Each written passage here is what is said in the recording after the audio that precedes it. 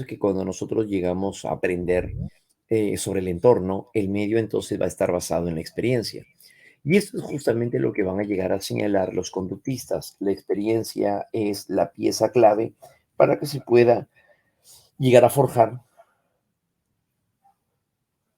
en sí el aprendizaje. Entonces, de esta manera encontramos que a través del aprendizaje se adquieren algunas conductas, pero también otras se van a llegar a modificar y otras se van a perder. Entonces, es ahí donde los conductistas se enfocan hacia la construcción de los hábitos, aprendiendo el hábito de lavarse las manos, por ejemplo, ¿no? Tal vez alguno ha escuchado en alguna oportunidad cuando suelen decirle de niños, lávate las manos antes de comer. Mamá se lo dice el día lunes. El día martes, a lo mejor, hijo, lávate las manos antes de comer. El tercer día, mamá espera que el niño ya lo haya aprendido. Y suele ocurrir que a veces le dice, ¿pero qué? ¿No te has lavado las manos todavía? ¿Cuántas veces te tengo que decir que tienes que lavarte las manos? En el caso del conductismo, ¿qué le diría un conductista a la mamá? ¿Depende del número de veces que se lo diga o depende del número de acciones que realice la persona? En este caso, para que pueda llegar a aprenderse un hábito, no se necesita de la cantidad de veces que nos digan, sino las veces que lo haga la persona. Claro. Entonces, ¿qué tendría que haber hecho la madre? La madre, más que decirle, tendría que llevarlo al baño, lavarle las manos, secarse las manos el chiquitito. Luego se sienta al comedor y comienza a comer. Al día siguiente tendrá que hacer lo mismo.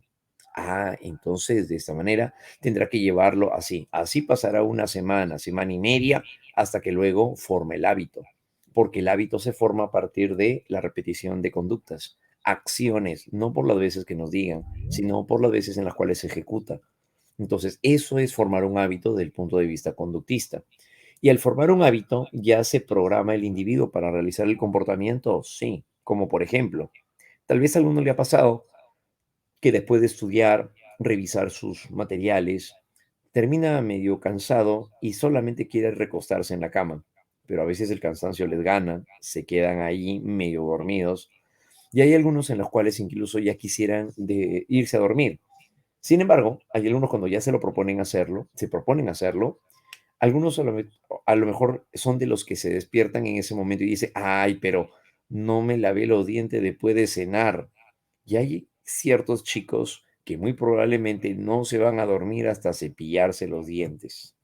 ¿Por qué? Porque ya formaron el hábito. Porque ya formaron el hábito. Ah, entonces de esa manera eso es lo que lo va a llegar a caracterizar, ¿no? Claro que sí. Entonces, a través del aprendizaje se adquieren algunas conductas y otras se modifican y o se pierden. Ah, muy bien, eso es lo que va a pasar. Aprendiendo entonces el hábito de hacer tareas escolares. Eso vendría a llegar a darse en este caso, aprendiendo el hábito de hacer también tareas escolares. Ese es el hábito, se realiza a través de la ejecución. Pero también dice modifican. ¿Por qué dice modifican? Porque van a cambiar también ciertas conductas. Pero por supuesto, a eso se refiere. Muy bien. Entonces, es allí donde lo vamos a llegar a encontrar. ¿Listo? La modificación de conductas, como por ejemplo la llamada dipsomanía. Ajá, de esta manera que encontramos el comportamiento compulsivo de llegar a beber continuamente. Entonces, es así donde vamos a llegar a encontrar ese detalle, ¿no?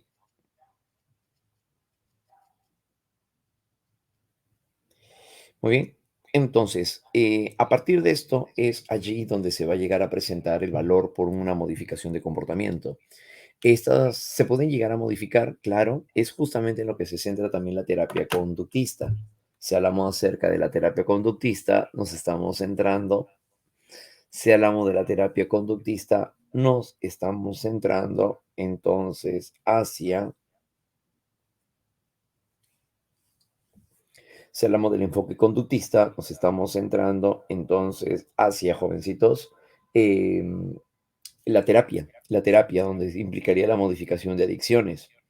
Adicción al tabaco, adicción a las drogas, adicción al alcohol.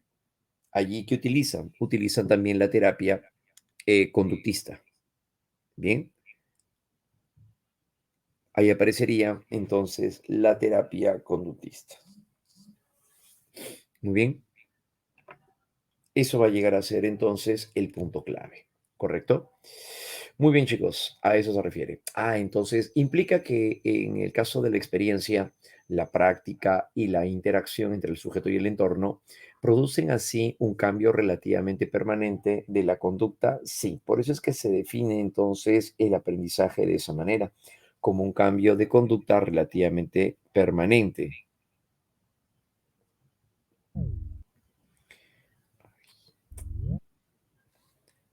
Relativamente permanente, ¿ya? Muy bien. Entonces, este va a llegar a ser el valor altamente significativo, ¿no? Para poder llegar a comprender la modificación o cambio que se pueda llegar a dar en la conducta.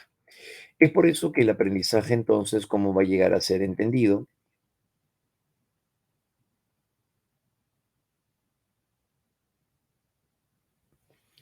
El aprendizaje como un producto, ¿no? Va a llegar a ser presentado de esa manera.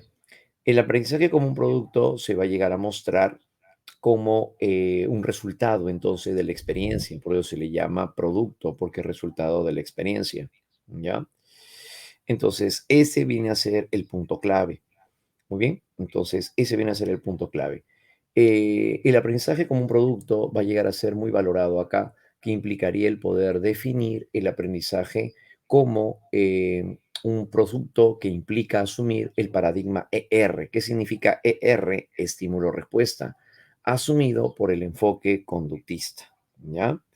Asumido por el enfoque conductista.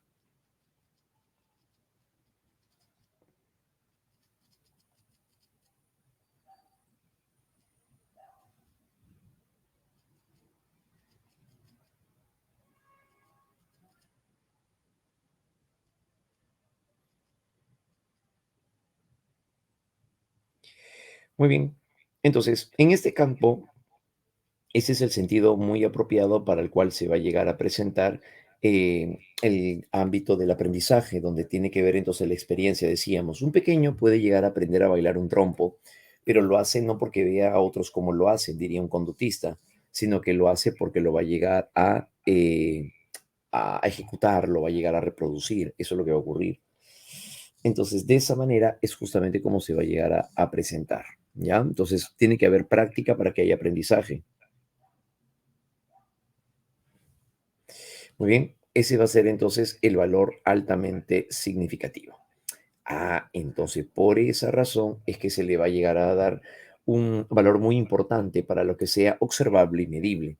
Recordemos además que el conductismo se centra en la experiencia medible. ¿Eso qué significa? Que no va a considerar que es parte del aprendizaje aquello que sea no observable, como por ejemplo que podría llegar a ser, como por ejemplo si nos referimos por ejemplo, si nos referimos acerca del pensamiento, la memoria, la imaginación, un conductista no le va a dar valor a eso como manifestación del aprendizaje. Claro, porque se va a llegar a centrar exclusivamente a lo que vendrá a ser entonces el aprendizaje basado en la experiencia sensible. Por eso es que su modelo es ER, donde tanto el estímulo como la respuesta debe de ser una manifestación observable. Ambos deben de ser una manifestación observable. Bien, esa es la idea, ¿no? En una perspectiva conductista, entonces, se le da sumo valor a la experiencia. Una joven no va a llegar a sentir miedo a las arañas imaginando que una araña le camine por el rostro. No, ella va a desarrollar fobia a las arañas siempre y cuando en verdad una araña le camine. Tiene que haber práctica, tiene que haber experiencia directa. Si no, no hay forma de que pueda llegar a formarse entonces el miedo, ¿no? No, pues claro. Entonces tiene que ver en base a la experiencia. Este señala entonces que el aprendizaje, de esa manera, es producto de una relación de asociaciones entre estímulos y respuestas, claro, observables y medibles, teniendo como principio de adquisición de una nueva conducta el llamado condicionamiento, que eso es algo de lo que ha sido bastante utilizado, ¿no? El término de condicionamiento que hablar acerca de condicionamiento, muy probablemente ustedes viene a su mente, ya sea el condicionamiento clásico o ya sea el condicionamiento operante, ¿no?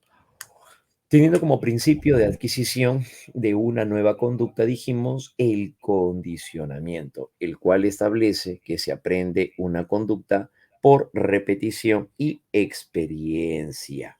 Claro, ¿no? Claro, muy bien. Entonces, en este caso es donde se va a llegar a dar.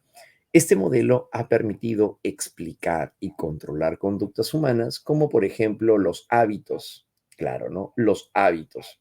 Los condicionamientos explican y también señalan recursos para poder modificar los hábitos. El hábito de beber alcohol, el hábito de fumar, por ejemplo, como también las costumbres, las preferencias, los miedos, los estados patológicos como la depresión, las fobias, que vendrían a ser los miedos irracionales, y las desadaptaciones, entre múltiples otras conductas. Ese va a llegar a ser una perspectiva conductista.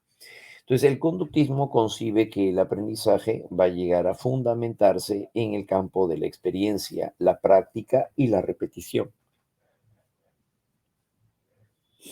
En cuanto a la experiencia, dijimos la práctica y la repetición.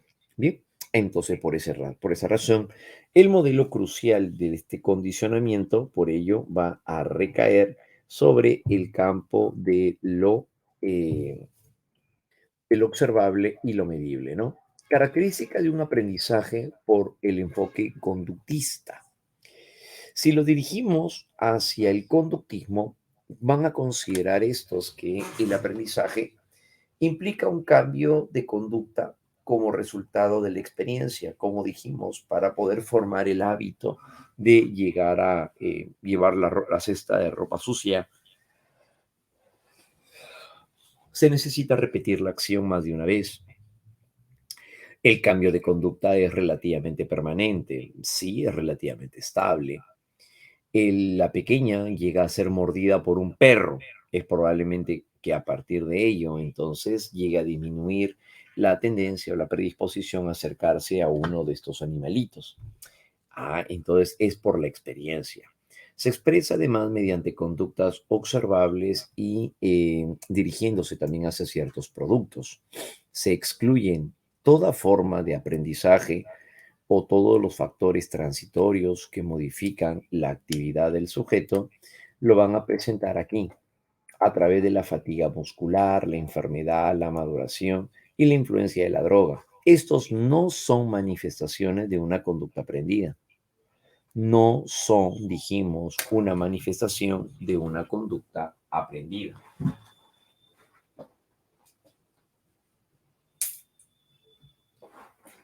No serían una manifestación de una conducta aprendida. Por ejemplo, en el caso de la influencia de la droga, una persona no va a aprender a tener alucinaciones.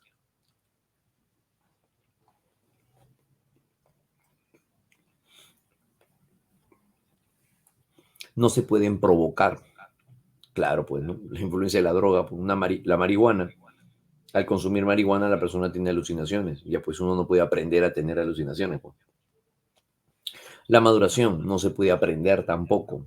¿A qué? A que pueda llegar a desarrollarse, digamos, la corteza cerebral. ¿Por qué? Porque es parte de un proceso programado biológicamente.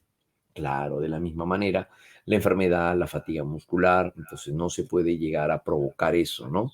Es simplemente un cambio de conducta, pero eso no es aprendizaje, pues, ¿no? El modelo que van a llegar a valorar, dijimos en el caso de el modelo conductista, va a ser el llamado ER. Claro que cada quien con su propio condicionamiento tendrá su propia forma de relación o de asociación, pero tenemos que el estímulo va a generar una respuesta.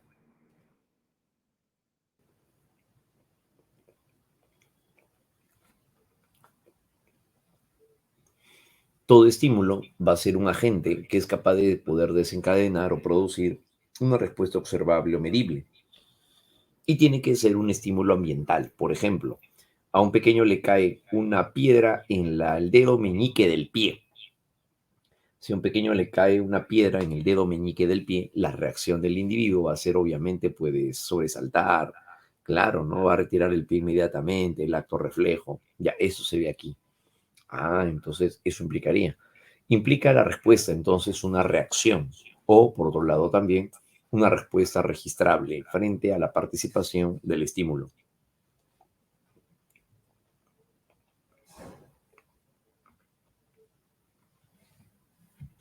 Pero por otro lado, lo que no se va a llegar a considerar un aprendizaje va a llegar a ser, eh, perdón, lo que se va a llegar a, lo que va a considerar el conductismo como parte del aprendizaje, solamente será aquello que sea observable, medible y cuantificable. Dijimos así: observable, medible y cuantificable. Ujú. De eso se trata entonces cuando hablamos acerca de el modelo ER, ¿no? Estímulo-respuesta. Entonces, el conductismo le resta valor a los procesos cognitivos. Claro, un conductista no va a decir: ¿cómo sé que alguien está aprendiendo a comprender mejor los textos? Solo porque la persona lo que hace es llegar a imaginar el texto. ¿Cómo sé que la persona, el estudiante, imagina el texto? Yo no estoy seguro de eso, porque a las finales tampoco yo no lo puedo observar directamente, no puedo ver lo que la persona está imaginando. Entonces, yo no puedo decir que la imaginación sea un participante del aprendizaje. Entonces, un cognitivista va a tener obviamente sus argumentos de que eso sí es posible, solo que en el caso del conductista se niega a asumir de que eso sea un elemento clave que participe en el aprendizaje. Entonces el conductismo le resta valor a los procesos, el conductismo le resta valor a los procesos cognitivos, claro, así como también a los afectivos y a la participación como participación causante del aprendizaje. Entonces tampoco el afecto tendría que ver con el aprendizaje en este caso, no. O sea, no va a provocar, no va a ser un causante de un aprendizaje. Claro, ¿no? Por la misma razón. Entonces, es por ello que ellos, es por esta razón que los conductistas le dan valor a una relación continua, pero entre estímulos y respuestas. Y esa relación se conoce como asociacionismo. En este caso, un pequeño llega a aprender a saltar soga. ¿Cuándo? Cuando se pasa la soga por encima de él, estímulo. Cerca de sus pies, el pequeño salta, respuesta. Nuevamente, pasa la cuerda cerca de sus pies, estímulo, y luego este salta, respuesta. A partir de asociaciones entre estímulos y respuestas, el pequeño aprenderá a saltar soga.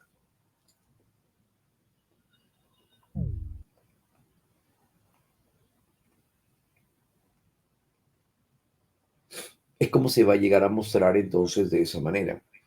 Claro, ese será el modelo ER, estímulo-respuesta.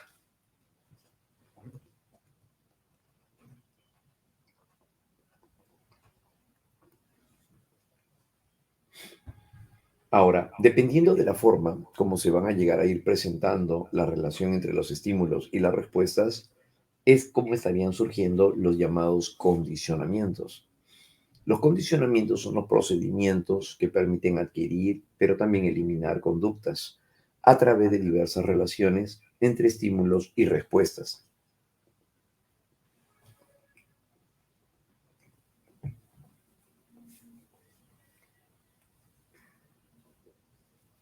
En general, los condicionamientos van entonces a llegar a presentarse de esa manera. Todo condicionamiento, ya sea condicionamiento clásico, ya sea condicionamiento operante, todo condicionamiento dependerá del tipo de procedimiento que se emplee para poder adquirir o para poder eliminar ciertas conductas. Claro, ¿no? Eso vendría a ser cuando hablamos acerca de los llamados condicionamientos. Y hablar así, dijimos, de los llamados condicionamientos. Muy bien, eso va a llegar a ser entonces cuando hablamos acerca de estos, ¿no? Pero por supuesto.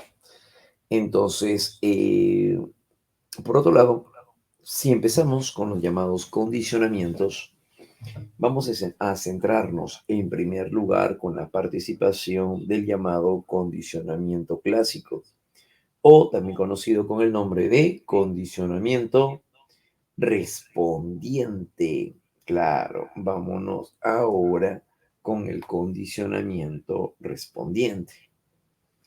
Condicionamiento clásico o condicionamiento respondiente.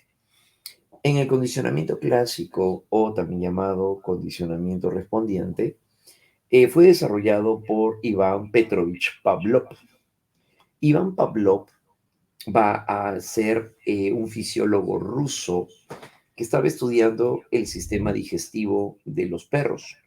Recordemos que la fisiología es una rama de la biología que estudia las funciones del organismo. Funciones. En este caso estaba estudiando el sistema digestivo, el funcionamiento del sistema digestivo. Y al estudiar a los perritos, observa que el ayudante lleva al animal una bandeja con comida. Al inicio, pues para Pablo eso no le parece nada extraño, porque está llevando una bandeja con comida y el perro apenas ve o huele la comida, comienza a salivar. Para Pablo eso no le parece extraño porque es una respuesta totalmente innata. Que el perro salive cuando suena la campana, o perdón, que el perro salive cuando ve comida, cuando huele comida, eso es normal. Pero lo extraño viene cuando lleva el ayudante una bandeja vacía. Y a pesar de estar vacía, el animalito, el perrito, llegaba aún así a salivar. Ahora, eso sí le parece extraño. ¿Por qué? Porque la bandeja por sí sola no genera salivación, no podría generar salivación. En cambio, en cambio, eh, la comida sí va a generar la salivación. Entonces, para Pablo eso le pareció extraño, dijimos. Y la forma en la que él llegó a responder a qué es lo que estaba sucediendo fue afirmando de que el perro pudo haber asociado la bandeja con la comida. Al asociar la bandeja y la comida que viene puesta en la bandeja, el perro asociaría un estímulo que no genera salivación, que es la bandeja, con un estímulo que sí provoca la salivación, que sería la comida.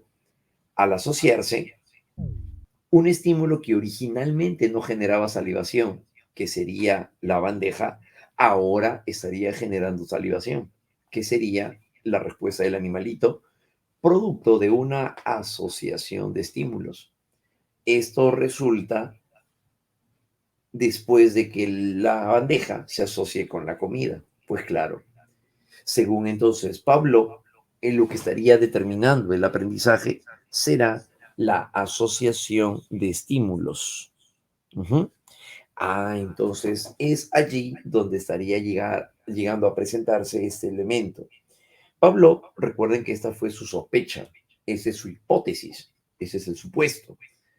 Entonces él asume que el perro, al asociar los estímulos en el animalito, se estaría generando una respuesta aprendida. Para poder confirmarlo, ¿qué hace? Lo va a someter luego al campo experimental. Claro, ¿no? Luego es que lo va a llevar más bien al campo experimental. Bien, entonces, de esta manera, el condicionamiento clásico tiene este antecedente en sí. Tiene como representante entonces a Iván Petrovich Pavlov. Por otro lado, encontramos también el principio sobre el cual se rige el condicionamiento clásico, el cual va a llegar a corresponder hacia la llamada asociación de estímulos. Esto se conocerá con el nombre de asociación de estímulos. Claro, que es justo lo que él sospechaba y que más adelante lo va a llegar a confirmar, la asociación de estímulos. Y por otro lado surge también la ley sobre la cual se rige este estudio, al cual llamará la ley de la contigüidad. ¿Por qué? Porque un estímulo viene después de otro, o seguido de otro, o simultáneamente a otro, que vendría a ser la bandeja con la comida. La bandeja con la comida vienen juntas, eso es ley de la contigüidad. Y el esquema, que sería el llamado ER, como ya sabemos, solo que en términos pavlovianos se entendió como E1 más E2, es decir, asociación de estímulos, y luego se estaría generando pues la respuesta. Asociación de estímulos y posteriormente se estaría llegando a generar la respuesta. ¿Ya? Muy bien, jóvenes. Entonces, eso se estaría expresando en este caso. Pablo llegó a definir el condicionamiento clásico correspondiente más bien de la siguiente manera. Cuando define el condicionamiento clásico, lo afirma de la siguiente manera. Considera que el condicionamiento clásico es el procedimiento mediante el cual Un estímulo inicialmente neutro es capaz de sustituir a otro estímulo en el desencadenamiento de una respuesta. En el desencadenamiento de, recordemos, pero de una respuesta, ¿no? Eso es lo que va a generarse. Procedimiento mediante el cual un estímulo inicialmente neutro, que vendría a ser la bandeja, es capaz de sustituir a otro estímulo, la comida, en el desencadenamiento de una respuesta, que sería la salivación. Bien, esto significa entonces que un estímulo neutro adquiere alguna de las propiedades de un estímulo incondicionado como consecuencia de la asociación. Entonces, para esto, ¿qué vamos a llegar a encontrar entonces? Bueno, pues vamos a señalar a continuación los pasos que va a llegar a utilizar ahora este estudio.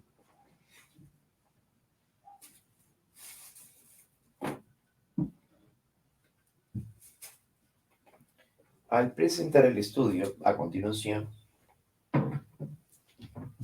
vamos a dirigirnos ahora a lo siguiente.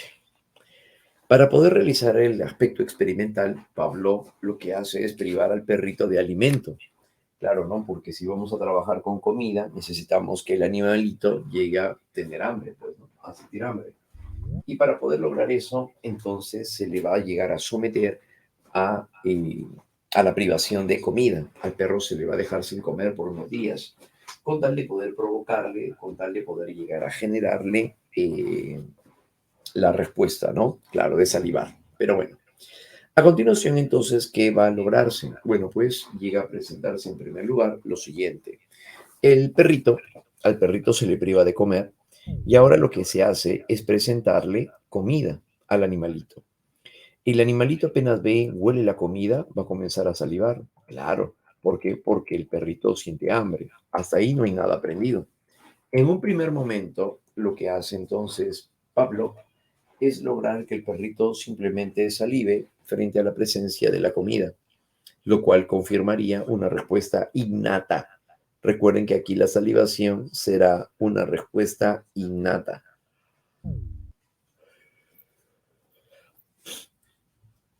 Muy bien. En un segundo momento, ahora le va a presentar el sonido de una campana, que originalmente fue el sonido de un diapasón, pero en este caso vamos a tener una campana. Suena la campana y el perrito va simplemente a moverse hacia donde proviene el sonido, nada más. Hasta ahí no hay nada aprendido. Hasta ahí no hay nada aprendido tampoco. Claro, al momento de llegar a presentarse, entonces, el sonido de la campana, el perrito solamente se mueve hacia donde proviene el sonido de la campana. Por supuesto. Muy bien.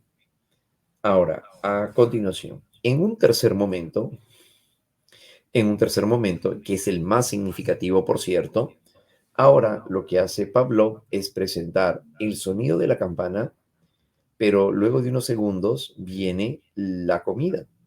El perro ve, huele la comida mientras sigue sonando la campana y el perrito va a presentar salivación. Cuando Pablo nota de que el perro está salivando, le suspende los dos estímulos anteriores y nuevamente empieza el proceso. Suena la campana y mientras sigue sonando viene la comida. El perrito ve, huele la comida y comienza a salivar. Luego de haber hecho esto, Pablo le quita otra vez los estímulos y nuevamente realiza el proceso. Campana, comida y el perro saliva. Campana, comida y nuevamente el perro saliva. Pero luego de varias asociaciones, ¿qué logrará ahora Pavlov? Que ante la sola presencia del sonido de la campana, ¿qué va a hacer el animalito? El animalito va a comenzar ahora a salivar. Pero ahora saliva cuando suena la campana. Antes no lo hacía. Solo presentaba la respuesta de orientación o la respuesta de atención. Claro, ¿eso qué significa entonces? Ahora significa que el perrito ya está condicionado. Entonces inicialmente sonaba la campana y el perro solamente atendía, pero ahora suena la campana y el perro saliva. Significa que el perro ya está condicionado. Claro. Cuando hablamos acerca de una respuesta condicionada o una respuesta aprendida desde el punto de vista pavloviano, se debe de entender de que esta respuesta va a llegar a ser biológica. Una respuesta aprendida por condicionamiento clásico va a tener que ser biológica o fisiológica.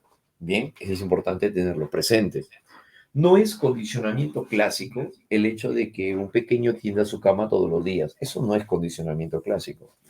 Condicionamiento clásico tampoco es el hecho de que el pequeño llegue a hacer sus tareas después de llegar del colegio. Tampoco es eso. Para que sea condicionamiento clásico o una conducta aprendida, tiene que ser de naturaleza biológica o fisiológica. Como por ejemplo, llegar a presentar dolor de cabeza cada vez que se llega al consultorio del dentista, sentir un vacío en el estómago y palpitaciones cuando vemos entrar a la profesora de matemática al salón, ya que ella siempre llama a orales a todos a la primera hora de clase.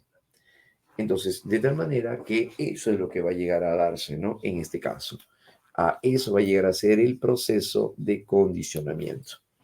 A eso se le llamará entonces el proceso del condicionamiento. ¿Bien? A eso se refiere, ¿no? Muy bien. Entonces, para esa razón, es ahí donde nosotros lo encontramos.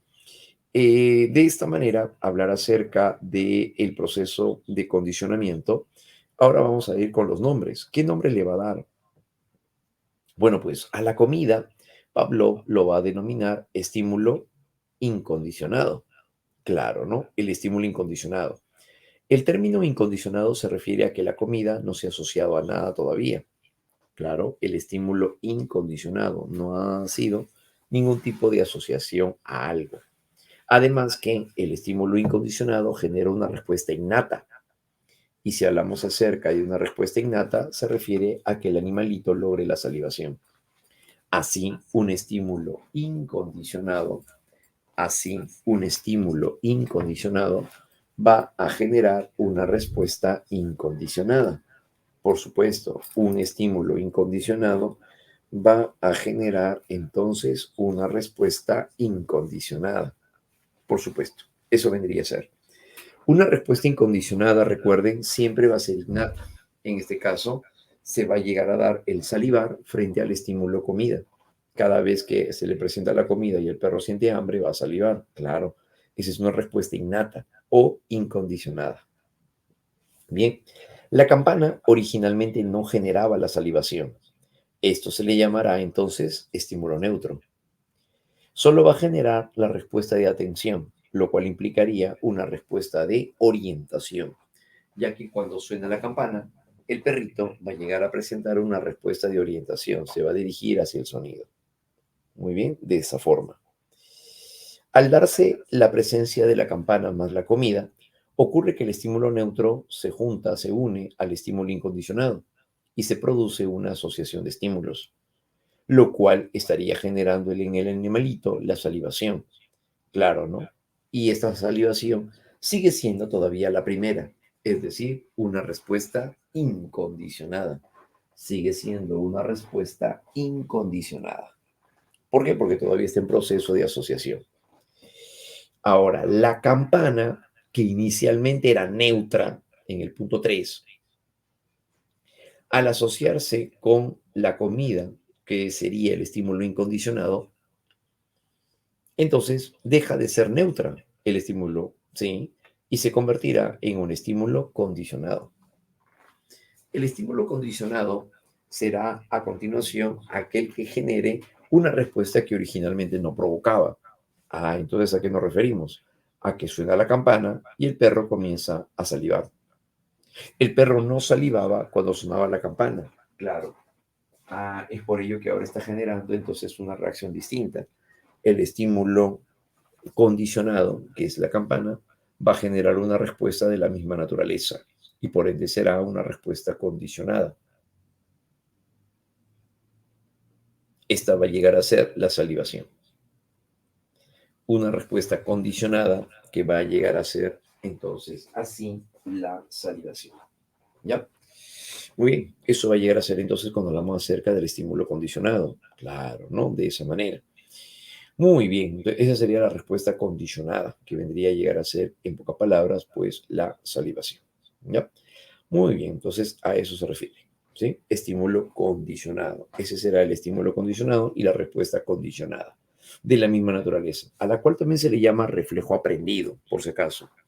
a la conducta aprendida se le va a llamar reflejo, reflejo aprendido, al cual se le llamará entonces reflejo aprendido. Muy bien, estímulo condicionado, respuesta condicionada o reflejo aprendido. Muy bien, esos van a llegar a ser entonces los elementos del proceso del condicionamiento clásico. Ese es el proceso del condicionamiento clásico. A continuación, voy a presentarles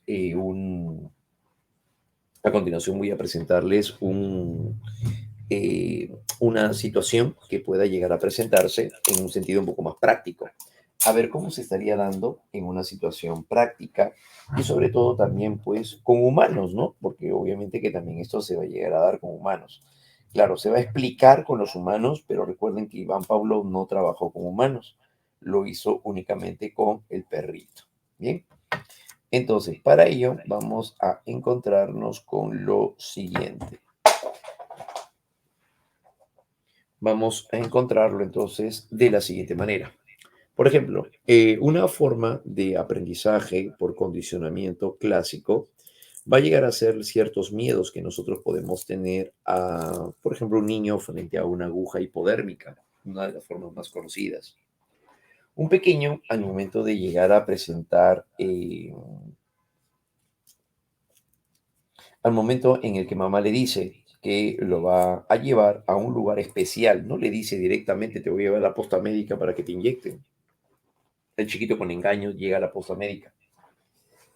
Al momento en el cual lo lleva, la enfermera que lo atiende le dice, ven por acá, y lo llevan al pequeño a una habitación especial, justamente para que no se escuchen los gritos. El pequeño entra, la enfermera le dice, bueno, colócate por aquí, y le comienza a contar, le dice, te voy a contar la historia de una abejita. Había una vez una abejita que llegaba a volar de flor en flor y hacía esto, hacía lo otro, el pequeño se estaba distrayendo, hasta que en eso dice la abejita viene por aquí, luego se posa detrás tuyo, luego llega una flor y cuando llega la flor, ¡pa! Y le clava la jeringa. El chiquito, pa, comienza el pequeño a llorar, mamá se lo lleva, lo calma, claro, ¿no? Pero es ahora a la semana, al siguiente día que mamá va a la farmacia a comprar la nueva jeringa. Pero el pequeño apenas ve la jeringa que mamá está comprando, comienza a tener palpitaciones y vacío en el estómago. ¿Eso qué significa? Significa que el pequeño ya está condicionado. Significa que el pequeño ya está condicionado. Pero, ¿cuáles vendrían a ser todos los elementos? Vamos a verlo a continuación. Cuando hablamos acerca del estímulo incondicionado, el paso número uno, siempre va a llegar a ser una representación universal. ¿Qué significa? Todo piquete siempre va a generar una reacción del organismo, ya sea aguja, alfiler, clavo, lo que sea, cualquier elemento punzante, todo piquete siempre va a generar una respuesta de organismo, una reacción del organismo. Entonces, el estímulo incondicionado va a ser el piquete. Todo piquete, todo hincón, siempre va a generar una reacción del organismo. Claro, un sobresalto. El pequeño cuando va con mamá y ve que la enfermera lleva una jeringa en la mano, no le genera miedo. No, la jeringa, ¿qué es? El estímulo neutro. Al momento en el que el pequeño observa la jeringa y no le produce miedo, es porque se da la respuesta de orientación. Pero cuando ahora con esa jeringa, el estímulo neutro, se asocia con el piquete, que es el estímulo incondicionado, estímulo más piquete, el pequeño comienza a llorar, siente un vacío en el estómago y sudoración en las manos. Ahora, cada vez que ve a una jeringa, estímulo neutro inicialmente, ahora se llamará estímulo condicionado, el pequeño va a presentar aceleración cardíaca y vacío en el estómago. Significa que el pequeño ya está condicionado. Bien. Entonces, en este caso hemos señalado cada uno de los elementos que se estarían mostrando en el condicionamiento clásico, ¿correcto? Recuerden que el paso número uno siempre va a llegar a darse de manera universal. Claro, ¿no? En este caso, ¿cuál podría llegar a darse? Otra situación ahora para que ustedes analicen. Ahora les toca a ustedes. Un lugar en donde una persona puede estar condicionada es luego de un asalto. Por ejemplo, cuando un joven llega a ir a trabajar, cuando un joven llega a ir a trabajar, pasa siempre por la misma esquina. Nunca ha sentido miedo, nunca le han robado, pero es ahora en una ocasión cuando llega a pasar por esa esquina y ahora lo asaltan en esta oportunidad. Al asaltarlo, le pegan, lo golpean, lo arrastran 2 metros. El muchacho, perdón, al día siguiente, cuando va a ir a trabajar, cuando pasa por esa esquina, comienza a sentir palpitaciones, vacío en el estómago, sudoración en las manos y experimenta angustia. El muchacho ya está condicionado. Claro que sí. Pregunta, en la narración, ¿cuál es el estímulo condicionado? En la narración, ¿cuál es el estímulo condicionado?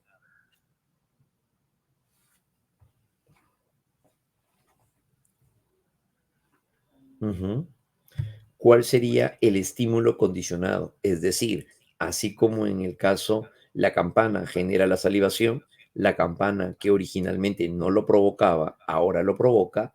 En este caso narrado, ¿cuál sería el estímulo condicionado?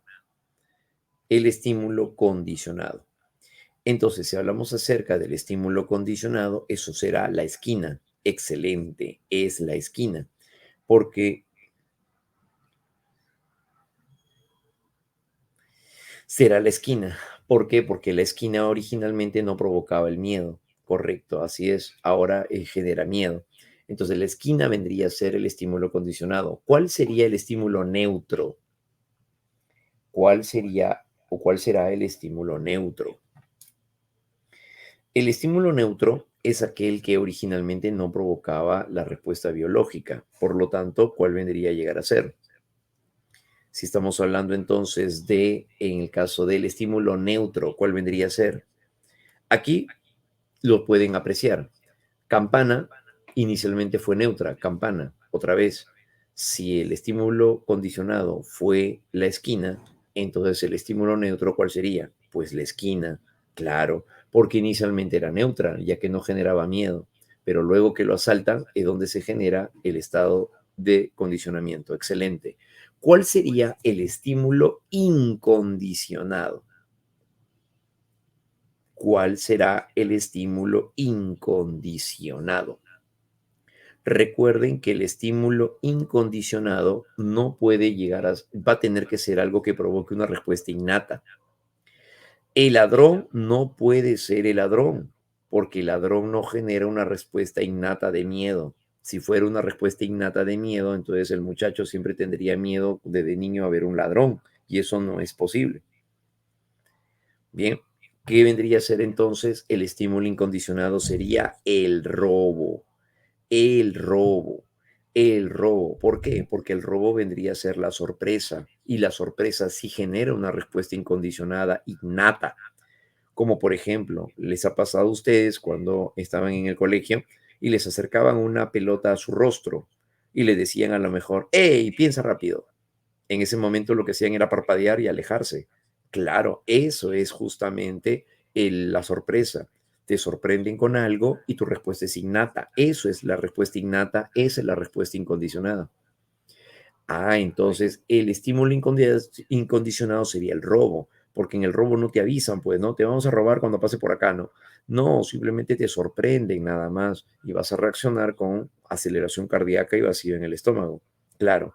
Entonces la secuencia sería de la siguiente manera. A ver, presta atención aquí.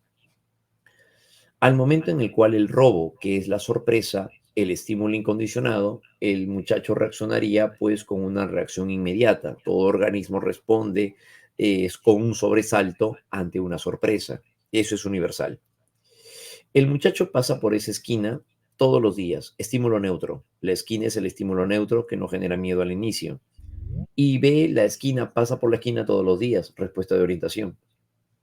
Pero es en una oportunidad cuando por esa esquina, estímulo neutro, llega a relacionarse con un estímulo incondicionado, que va a llegar a ser en este caso el robo, en esa esquina le roban, en esa esquina lo sorprenden, el muchacho presenta miedo, aceleración cardíaca, vacío en el estómago y reacción del organismo, sobresalto del organismo. Ahora, cada vez que pasa por esa esquina, ahí está, el estímulo que inicialmente era neutro, ahora se convierte en estímulo condicionado. Al pasar ahora por esa esquina, el muchacho va a presentar aceleración cardíaca y vacío en el estómago. Significa, por lo tanto, ahora que ya está condicionado. ¿Ya? Ahora ya está, entonces, condicionado. Muy bien. Excelente, muchachos. Sería entonces de esa manera, ¿ya? Hemos señalado paso a paso cada uno entonces de estos elementos que se estaría llegando a mostrar, ¿no? ¿Listo? Muy bien, jovencitos. Excelente. Bien, a continuación, vámonos ahora a presentar, a ver, otro caso, a ver si se han ido dando cuenta, ¿ya? A ver, otro casito. Otro casito para ver si se han ido dando cuenta. Dice así. ¿Listo? Vamos a verlo con otro caso. Dice así, ¿no? Otro caso en el cual uno puede llegar a condicionarse va a llegar a ser en relación ahora hacia... eh, ¿qué están hablando? A ver. Pero el ejemplo no sería de seguridad. ¿De seguridad? ¿De qué seguridad estás hablando? Era biológico. ¿Qué? ¿Seguridad biológico? No sé, que me perdí. ¿De qué están hablando? Aceleración cardíaca por el miedo, claro, así es. Muy bien. Ya, muy bien. Creo que algunos están seguridad. ¿Qué están hablando, chicos? Usted que cumplan necesidad biológica. Ya, esta es otra clase, pues chicos. Ya tienen que aterrizar a lo que se está viendo. Ya, si no, pues claro, es otra clase eso. Ya, a ver, otra situación, ya, otra situación.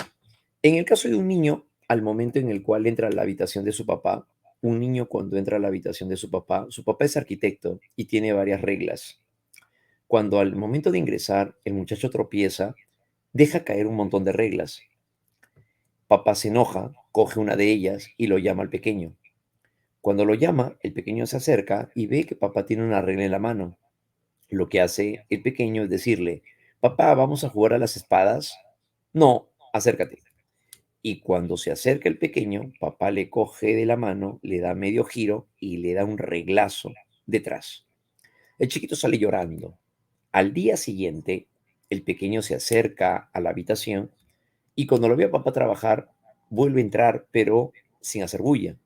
Papá voltea, lo mira, coge una regla más y el pequeño llega más bien ahora a ver que papá tiene la regla en la mano y papá le va a decir, mira lo que tengo en la mano, pórtate bien. El pequeño apenas ve la regla en la mano, comienza a tener palpitaciones. ¿Eso qué significa? Que el pequeño ya está condicionado. A continuación, ¿cuál vendría a llegar a ser ahora el estímulo condicionado?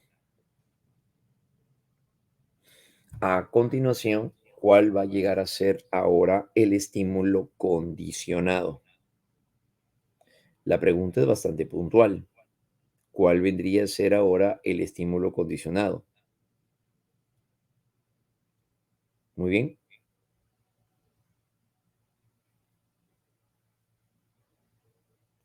¿Qué implicaría entonces? La regla. Eso sería el estímulo condicionado. Por otro lado, ¿cuál vendrá a ser el estímulo neutro? El estímulo neutro se refiere al estímulo que originalmente no generaba ningún tipo de respuesta. Por lo tanto, vendría a llegar a ser nuevamente la regla. ¿Cuál será el estímulo incondicionado?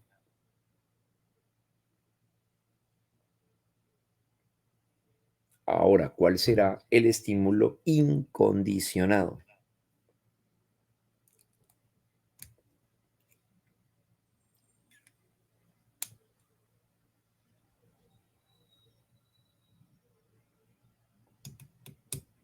¿cuál será el estímulo incondicionado?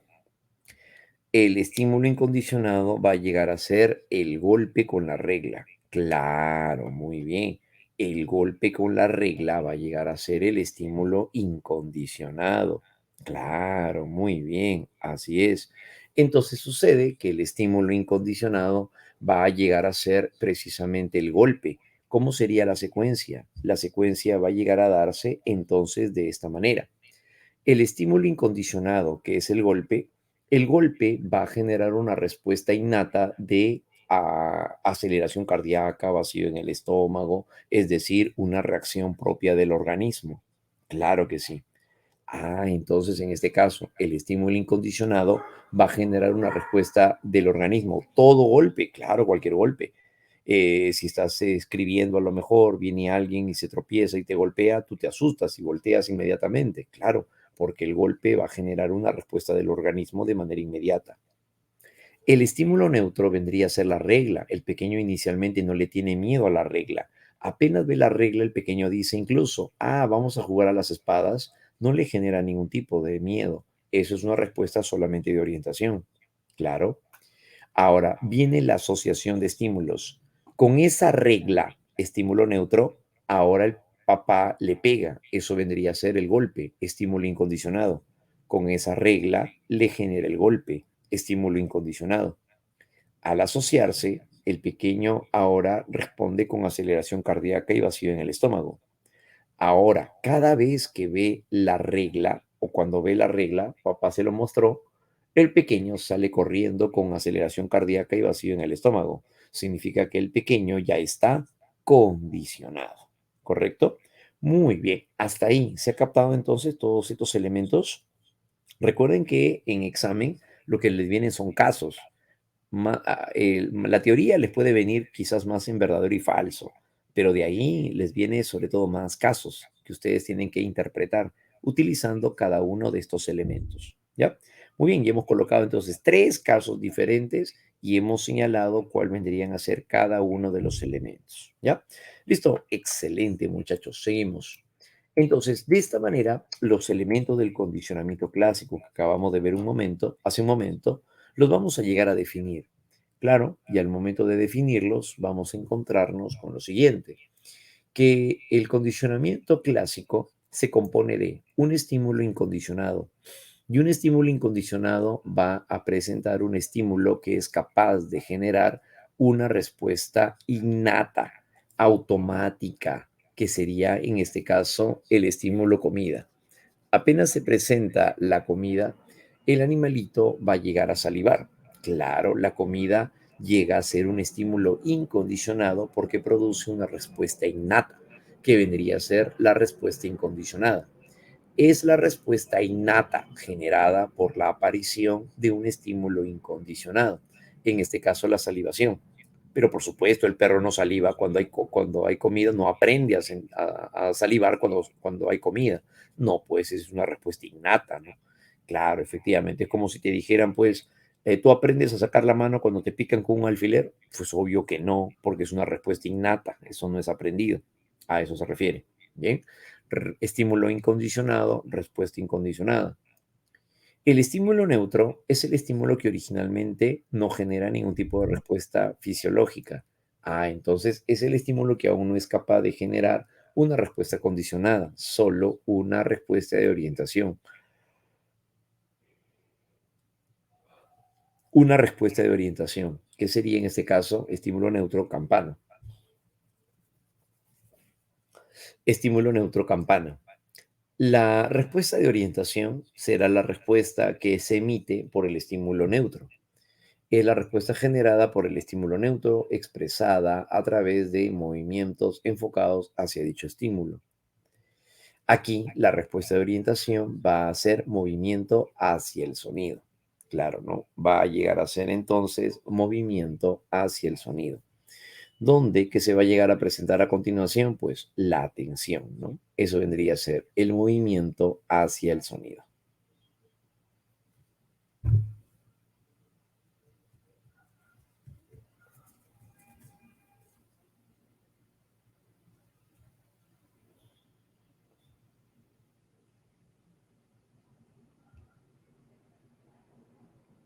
será entonces, en este caso, como el movimiento ante el sonido, ¿no? Respuesta de orientación. El estímulo condicionado es el estímulo que originalmente era neutro, por lo tanto, va a llegar a ser en este caso la campana. Claro, ¿no? El estímulo inicialmente neutro capaz ahora de poder generar una respuesta condicionada, claro, como resultado de la asociación con el estímulo incondicionado, por supuesto. Ahora, suena la campana y el perrito va a llegar a presentar la respuesta de salivación. Esa será ahora la respuesta condicionada, porque originalmente no se generaba por la campana. La respuesta aprendida, generada por el estímulo condicionado como resultado de la asociación de estímulos. ¿Eso que será entonces? La salivación será un reflejo aprendido.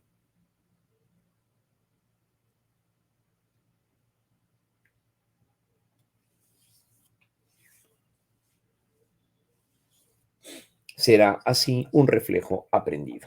¿Correcto? Muy bien, eso vendría a ser entonces los elementos del condicionamiento clásico. Al momento en el que una joven va a cepillarse los dientes antes de dormir, llega a colocarse el cepillo muy adentro de la boca, lo cual le genera una respuesta de náusea. A continuación, la respuesta que ha presentado, ¿qué tipo de respuesta sería según el condicionamiento clásico?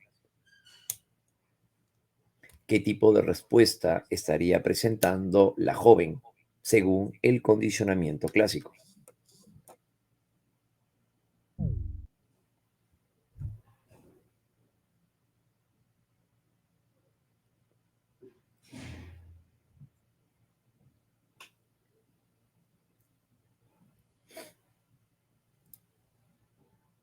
En este caso, hace alusión a una respuesta de tipo incondicionada. Claro, sería incondicionada. ¿Por qué? Porque la joven va a llegar a presentar una respuesta innata. Claro, porque llega a ser innata. Y si hablamos acerca del estímulo incondicionado, sería pues obviamente el cepillo, ¿no? Claro, así es, ¿no? Al colocarlo, pues, ¿no? Muy bien, excelente, muchachos. Ahora, por otro lado, al momento de llegar a utilizar el condicionamiento clásico, Pablo llegó a observar varias cosas en el animalito. El procedimiento del condicionamiento clásico le permitió llegar a hacer múltiples observaciones. Entre ellas destacan a continuación la discriminación. ¿Qué significa la parte de la discriminación? Que el perrito va a llegar a salivar, es decir, la respuesta condicionada, se va a llegar a presentar ante un exclusivo estímulo condicionado. ¿Esto qué significa? Que el perrito solamente salivará cuando suena la campana. Suena una trompeta, el perro no saliva. Suena unos platillos, el perro no saliva. Solo saliva cuando suena la campana. Eso se llama discriminación. En el caso de los humanos, ¿también puede pasar lo mismo? Sí. Una joven le teme solamente a los roedores. Mejor dicho, le teme a las ratas. Luego de que una entra a su habitación, sube por su cama y encima le camina por la espalda. Su columna vertebral se convirtió en la pasarela para la rata. Ella siente que algo le camina, ella voltea así como entre sueños, ve algo que le camina, ve algo oscuro por su espalda, de tal manera que la chica pega el grito, la rata también grita y salen corriendo. A partir de ese momento, ella le teme a las ratas. Eso sería discriminación, sí. Si es que llegara a ver un hámster, no le produce miedo. Si llegara a ver un cuy, no le genera miedo. Solo le genera miedo, solo le genera miedo la rata. Eso vendría a ser discriminación. Eso se llama discriminación. ¿Ya, muchachos? Muy bien.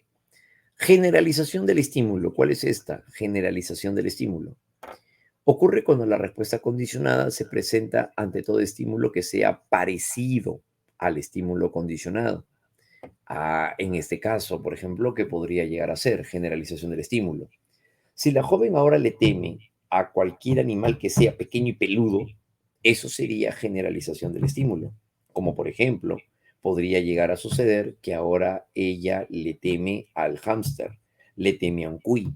Así llegue a ver incluso un conejo cabeza de león, un conejito chiquito pero bien peludito, aún así le va a generar una respuesta condicionada. Sí, eso sería una generalización del estímulo, porque se trata de el parecido al estímulo condicionado. Claro, bien, de esa manera, ¿no? En el caso de una generalización del estímulo, explicaría también algunos de los acontecimientos más conocidos, como por ejemplo, ¿en qué sentido? Cuando al momento en el que una pequeña llega a recibir la visita de sus primos un domingo, la pequeña lo que quiere es llegar eh, a jugar a las chapadas, a las escondidas, ese tipo de cosas. Pero los pequeños, como son puros varones, lo que quieren hacer es llegar a jugar pelota. Entonces, ante la insistencia de la pequeña, no, juguemos a las escondidas, no pelota, a las escondidas. Los primos dicen, somos mayoría. Sí, pero es mi casa, dice la pequeña. Ya está bien, juguemos entonces a las escondidas, pero escóndete tú primero. Cuando la pequeña se va a esconder, entra a la habitación de sus papás y se mete al armario. Los primos le echan llave. Ahora, cuando van bajando las escaleras, dicen, ahora sí, a jugar pelota. Todos se van a jugar al patio. 2 horas y media después, mamá entra a su habitación y escucha unos lamentos. Mamá dice, parece que estuvieran penando por acá. Cuando ve que el sonido viene del armario, abre el armario y la ve a la pequeñita ahí. La pequeña, un mar de lágrimas, 2 horas y media llorando. La chiquita ya bajó medio kilo, está deshidratada la chiquita. De tal manera que cuando sale, la pequeña le cuenta y mamá trata de calmarla, pero la pequeña sigue siendo un mar de llanto. Si la pequeña llegara a presentar miedo al armario donde está en el cuarto de papá, eso sería discriminación, porque solamente se da ante el armario. Claro, pero ¿qué pasaría si ahora ella le teme a cualquier lugar que sea pequeño y cerrado? Eso se llamará generalización del estímulo. Entonces en este caso, mamá al día siguiente a la pequeña se la lleva a su trabajo. Al llevársela a su trabajo, van a entrar a un ascensor. Entran al ascensor y cuando se cierra el ascensor, la pequeña comienza a sentir palpitaciones, sudoración. La pequeña está condicionada a cualquier lugar que sea pequeño y cerrado, a todo lugar parecido al armario. Eso se llama generalización del estímulo. ¿Esto qué implica? Que la pequeña ha desarrollado ahora claustrofobia, lo cual el condicionamiento clásico entonces explicaría el origen de las fobias. Entonces eso se daría por una generalización de los estímulos, ¿ya?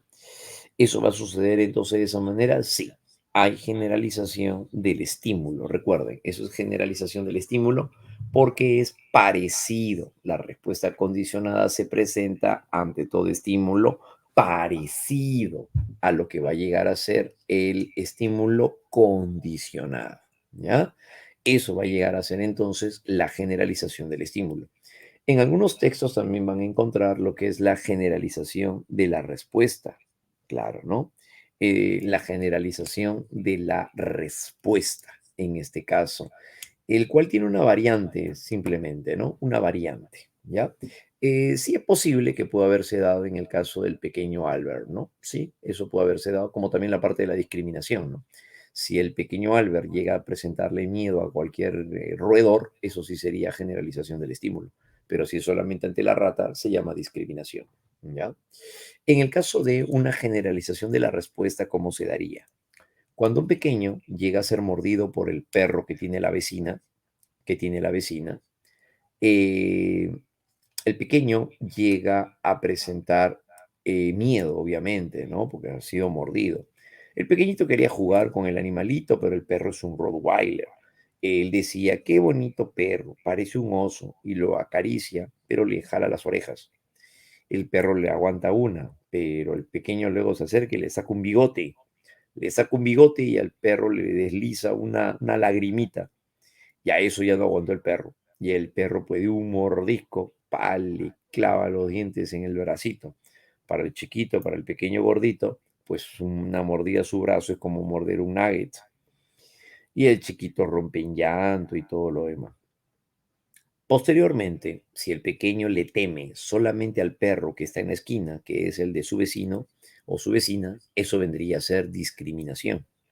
Si el pequeño le teme a cualquier perro, grande, chiquito, cuando se va al parque viene un salchicha y lo olfatea y el pequeño comienza a sentir miedo, eso sería generalización del estímulo. Claro, ¿no? Eso sería generalización del estímulo. Pero por otro lado, ¿qué pasaría ahora si la señora, la dueña del perro, ahora invita a todos, a los niños sobre todo, a la matiné de su hijo, que va a ser en su casa? Ya habló con la señora, se disculpó por haber mordido al perro, el perro también se disculpó, pero ahora sucede que cuando el pequeño llega a la casa de la señora, le dice pues la señora, tranquilo, no hay pasa nada, el perro está arriba, está en la azotea, no va a bajar para nada, disfruta de la fiesta. Y efectivamente, cuando el chiquito pues ve el patio, no hay perro, va entrando a la sala, pero encuentra en el sofá ya no al perro, sino al collar del perro, con su nombre, Destructor. En ese momento el pequeño no ve al perro, pero al momento de ver el collar, comienza a tener palpitaciones y vacío en el estómago. ¿Eso qué significa? Que el pequeño ya está condicionado. Claro, ahora está condicionado. Pero no hay perro. No, pues eso se llama generalización de la respuesta. Es cuando la respuesta condicionada se presenta ahora ante todo estímulo asociado. Ya no es parecido, sino asociado al estímulo condicionado. Asociado al estímulo condicionado. Eso será generalización de la respuesta. A este último, a la generalización de la respuesta, ¿cómo se le va a llamar? Se le va a llamar condicionamiento de orden superior. Se le va a llamar condicionamiento de orden superior. ¿Ya? Por si acaso así se le conoce, como condicionamiento de orden superior. Se le va a conocer como condicionamiento de orden superior. Bien, eso vendría a ser, ¿no? Entonces, eso sería en el caso de la generalización de la respuesta. ¿Ya? Ahora, el perrito que ya saliva frente al sonido de la campana no significa que eso va a seguirse dando hasta que el perro deje de existir. No, eso se va a mantener siempre y cuando se siga asociando la campana con la comida. Al momento de seguir asociando la campana con la comida, el perrito va a seguir salivando cada vez que suene la campana, claro. Y eso se llama reforzamiento. Pero ¿qué pasa más bien si ahora suena la campana y el perro ya no saliva? El perro escucha la campana, pero ya no saliva. Entonces ocurre lo siguiente, cuando suena la campana, que es el estímulo condicionado, pero se deja de asociar con el estímulo incondicionado, que es la comida, a la larga el perro deja de salivar. Ya eso se le va a llamar extinción. Entonces la extinción viene cuando la respuesta condicionada deja de aparecer al dejarse de asociar la campana con la presencia de la comida. Claro, se deja de asociar el estímulo condicionado con el estímulo incondicionado. Al dejar de asociarse, se produce al final la extinción. Así lo señalaba Pablo. Muy bien. Pero, ¿qué pasaba cuando luego de la extinción, poco después de la extinción o de darse la extinción, el animalito vuelve a presentar la respuesta de salivación? O sea, ya no debería de salivar. Suena la campana y el perro ya no saliva. Suena la campana y el perro ya no saliva. Pero suena la campana otra vez y el perro recién vuelve a salivar. Entonces, a eso se le llama recuperación espontánea. La respuesta extinguida vuelve a aparecer después de un periodo corto de haberse dado la extinción. Claro, se supone que ya no debería de estar, ¿no? Es una respuesta extinguida, ya no. Pero va a volver a darse en este caso. Claro, ¿no? Eso se llamaría recuperación espontánea. Recuperación espontánea. Bien, son algunas de las observaciones desarrolladas por Iván Pavlov. ¿Ya, muchachos? Muy bien, entonces eso vendría a ser. Ahora, todos estos estudios acerca del condicionamiento clásico fueron admirados y desarrollados por el seguidor, el discípulo de Pavlov, llamado John Watson. Watson es el fundador del conductismo en Estados Unidos. Pavlov no fue conductista en sí, fue un precursor del conductismo, porque no fue él, sino su discípulo quien funda el conductismo. Este personaje, Watson, siguiendo la influencia de su maestro Pavlov, también le da un gran valor hacia las variables objetivas, observables, manipulables, y por otro lado, va a controlar científicamente también la conducta de los organismos. Y la conducta es el resultado del ambiente y considera que todo llega a ser aprendido. Ese es justamente el conductismo de Watson. Pero uno de los aspectos más importantes de Watson fue que llegó a utilizar el condicionamiento clásico con el célebre caso de el pequeño Albert.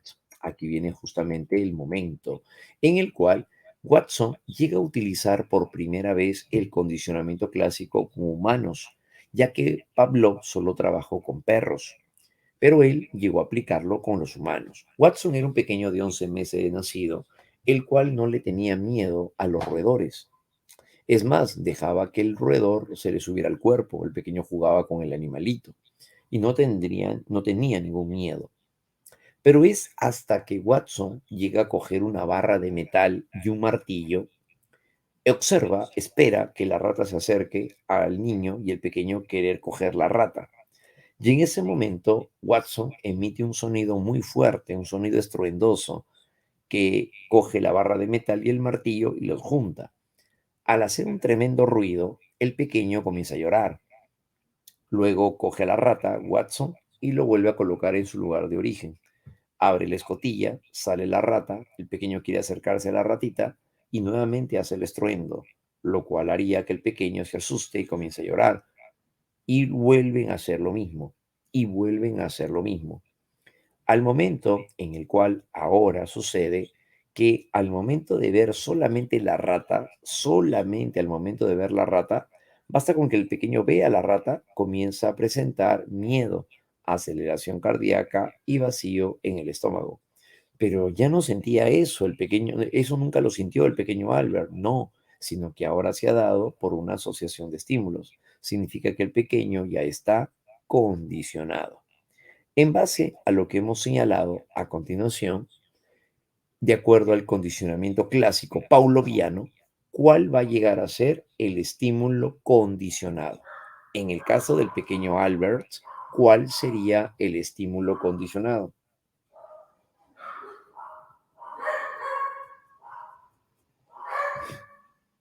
En el caso del pequeño Albert, el estímulo condicionado va a llegar a ser la rata.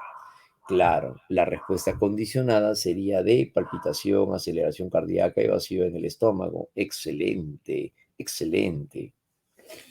¿Cuál será el estímulo incondicionado?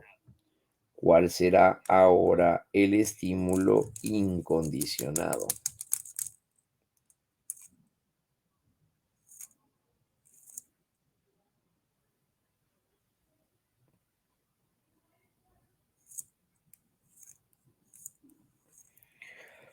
El estímulo incondicionado va a llegar a ser más bien entonces el sonido fuerte, ¿no? El sonido, claro, muy bien, el estruendo, excelente, ¿no? Entonces, de tal manera que el estímulo incondicionado va a ser ese, pues claro, ¿no? Todo sonido fuerte, pues va a hacer que tu cuerpo sobresalte, es como si estuvieras escribiendo en tu escritorio, viene alguien con unos platillos y lo hace sonar detrás tuyo, pues vas a saltar, claro que sí, porque hay una reacción automática del organismo frente a un estímulo de intensidad alta, como en este caso sería el estruendo. Claro, claro que sí. El estímulo neutro vendría a llegar a ser la rata. Inicialmente el pequeño no le teme a la rata, ¿sí? Luego el tercer momento es la asociación de estímulos. Viene la rata primero, se quiere acercar y luego le presenta el estruendo. El pequeño rompe en llanto, claro. Ahora basta con que vea a la rata y el pequeño presenta miedo. Significa que ya está condicionado. Claro, eso serían entonces, en el caso del pequeño Albert, todo eso vendrían a ser los elementos que estarían generando su condicionamiento. Todo eso estaría generando entonces su condicionamiento.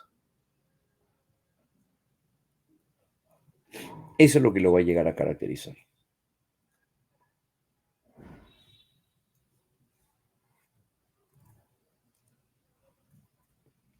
Muy bien. Entonces, eso aparecería dentro de el condicionamiento clásico y por otro lado el uso de Watson, ¿no? De ello. Esto que conllevó a que se llegara a realizar un código de ética. Es por eso que posteriormente se prohibió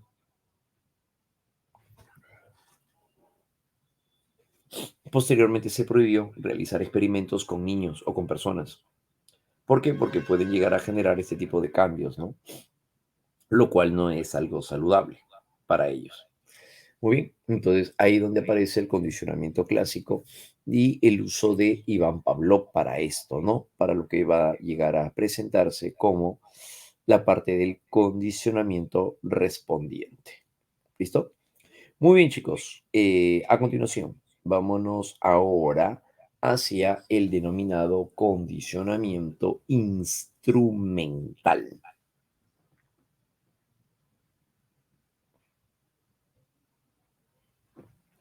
Vámonos ahora al condicionamiento instrumental.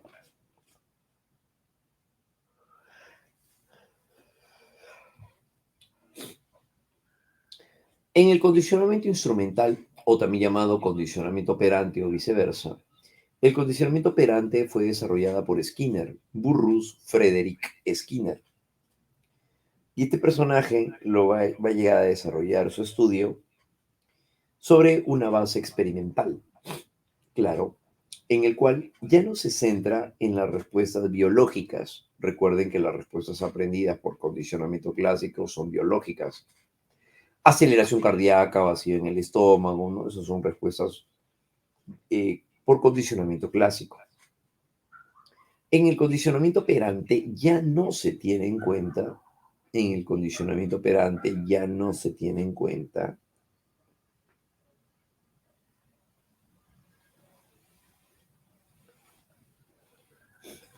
en el condicionamiento operante dijimos, ya no se tiene en cuenta las respuestas fisiológicas, sino a lo que le va a dar valor ahora a Skinner va a ser a la consecuencia de la conducta. Más bien ahora lo que le va a dar valor es a la consecuencia de la conducta.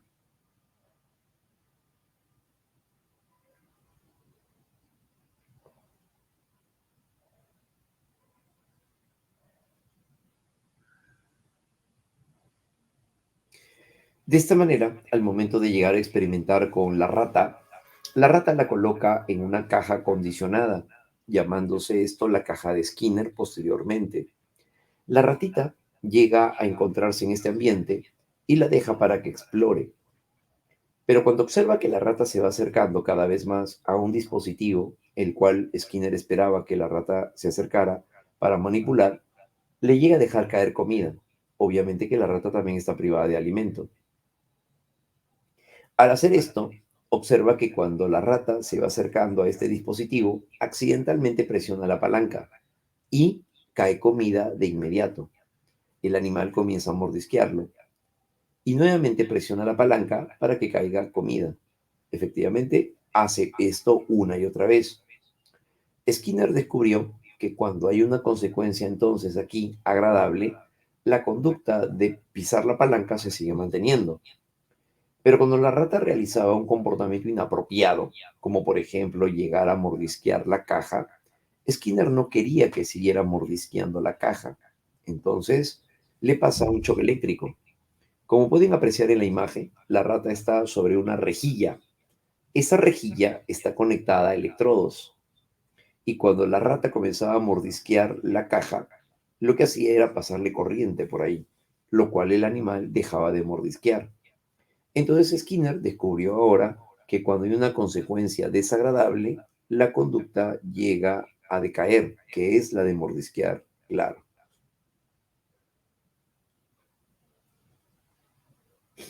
Sobre la base de ello, entonces Skinner llegó a considerar que dependiendo de la consecuencia de la conducta, que dependiendo de la consecuencia de la conducta,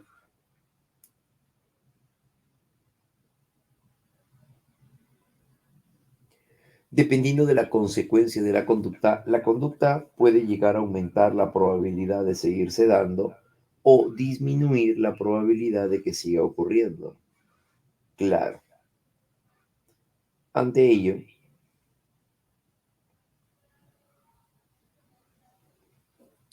entonces va a llegar a fundamentar su condicionamiento. A continuación, en su condicionamiento operante o instrumental, considera ahora muy valiosa la consecuencia de una conducta. Claro, que será de esta manera. Si hay una consecuencia agradable, la conducta se repite. Si hay una consecuencia desagradable, la conducta decae. Es ahí entonces donde se va a llegar a presentar el condicionamiento basado en la consecuencia de la conducta. La ley que sostiene esto se conoce como la ley del efecto, la ley del efecto, que fue desarrollada por Sondheim. La ley del efecto que fue desarrollada más bien por Sondheim. Sondheim es un personaje que llegó a preceder a Skinner. Skinner lo que hace es adoptar lo que él inicialmente llegó a presentar. Entonces, de esta manera, aparece como la ley del efecto. En la ley del efecto es la afirmación de que dependiendo de la consecuencia de la conducta aumenta la probabilidad de seguirse dando o disminuye la probabilidad de que siga ocurriendo. Eso se llamará la ley del efecto, que más adelante Skinner le llamó la ley del refuerzo, ¿no? El esquema que él va a utilizar para poder explicar la conducta aprendida se sostiene sobre la triple relación de contingencia: estímulo discriminativo, respuesta operante y estímulo consecuente. Y estímulo consecuente. Esa es la triple relación de contingencia. Esa será la triple relación de contingencia. Muy bien. Sobre ello, entonces, ¿cómo lo podemos llegar a definir? De la siguiente manera. Es el procedimiento mediante el cual la conducta de un organismo tiene consecuencias en su medio inmediato. El organismo opera. ¿Por qué se le llama operante? Porque opera, o sea, actúa sobre el mundo que le rodea, obteniendo o evitando contingencias. Por ejemplo, cuando el pequeño llega a tender su cama, mamá le dice: cada vez que tiendas tu cama, te voy a dar en el desayuno un yogur, un vaso de yogur con hojuelas. Y al pequeño le encanta el yogur con hojuelas. Entonces aumenta la probabilidad de que lo siga haciendo. ¿Sí? Todos los días ahora el pequeño tiende su cama, porque mamá en el desayuno le dará yogur con hojuelas. Entonces, el pequeño opera sobre el ambiente. Es tendiendo la cama que él logrará una contingencia, en este caso, recibir el yogur con hojuelas. Entonces a eso se refiere. Si se dan cuenta, la conducta de tender la cama aumenta por la consecuencia, porque si se le presenta un estímulo agradable como el yogur con hojuelas, eso mantiene la conducta de seguir tendiendo su cama. Entonces se centra en la consecuencia de la conducta. Por supuesto, se centra en la consecuencia de la conducta. El condicionamiento instrumental u operante es un principio de adquisición conductual, según el cual la conducta se adquiere, se desarrolla y se mantiene por las consecuencias que produce en el entorno. Claro, se le llama también instrumental porque la respuesta o la conducta es el medio o recurso o instrumento a través del cual el sujeto obtiene la contingencia. Claro, ¿Por qué? Porque es a partir de que tiene su cama que logrará tener un yogur con hojuelas en la mesa. Por supuesto, por eso se le llamaría entonces también así instrumental, ¿ya? Porque es un instrumento.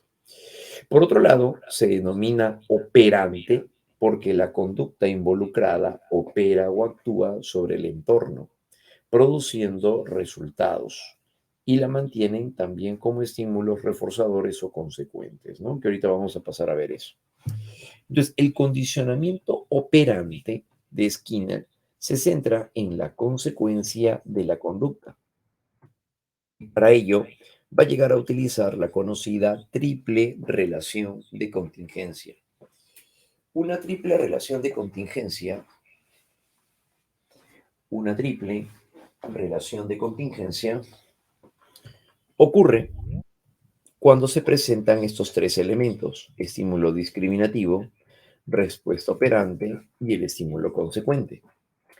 La triple relación de contingencia es el modelo básico del condicionamiento operante y se refiere a las unidades de análisis del comportamiento que intervienen en el aprendizaje, que vendrían a ser las variables, lo cual permite desarrollar tecnologías para el control y la explicación de la conducta,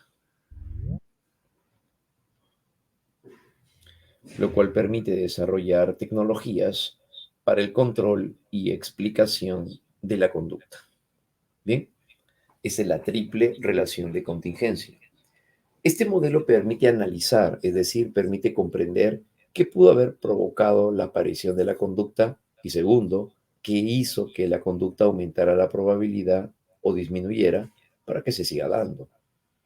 Entonces aquí es donde viene este elemento. Ejemplo, un estímulo discriminativo es la antesala, es previo a una respuesta operante. Por ejemplo, una indicación. Una indicación es un estímulo discriminativo. La mamá de Camilita le dice que luego de jugar guarde sus juguetes donde corresponde. Ante la indicación, la pequeña actúa. Camilita, luego de jugar, coloca sus juguetes en el lugar donde corresponde. Respuesta operante.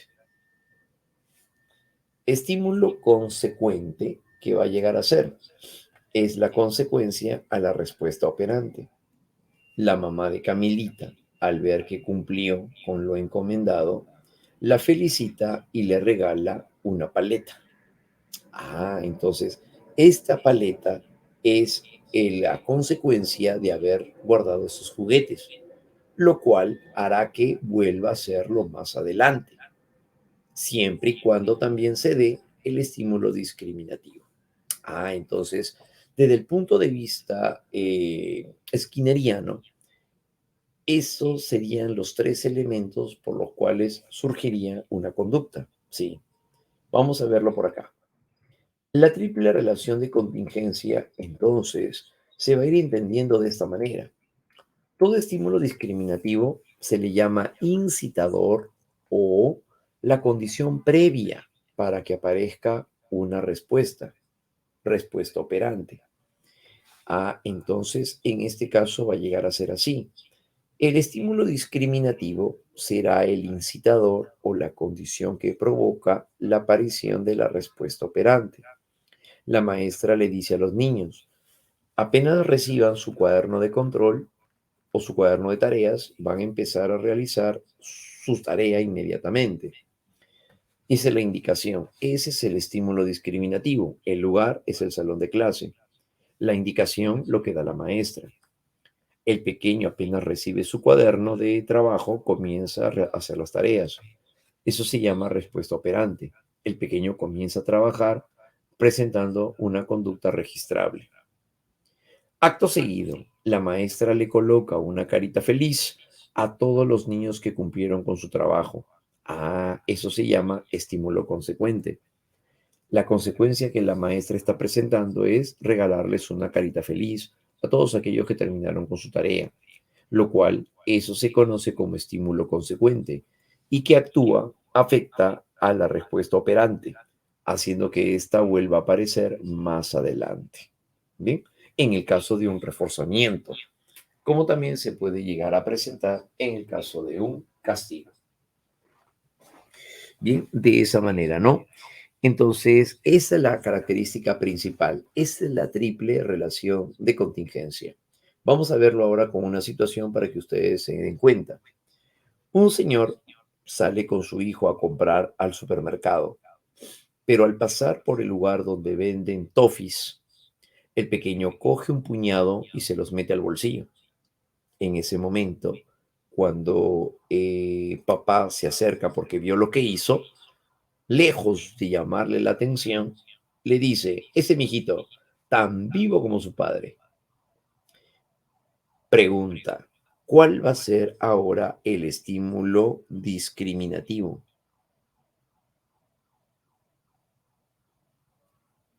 ¿Cuál sería el estímulo discriminativo?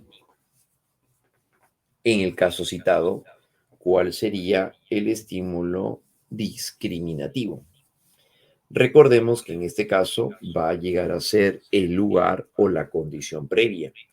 El pequeño no cogería toffees si es que no pasa por un lugar donde venden toffees.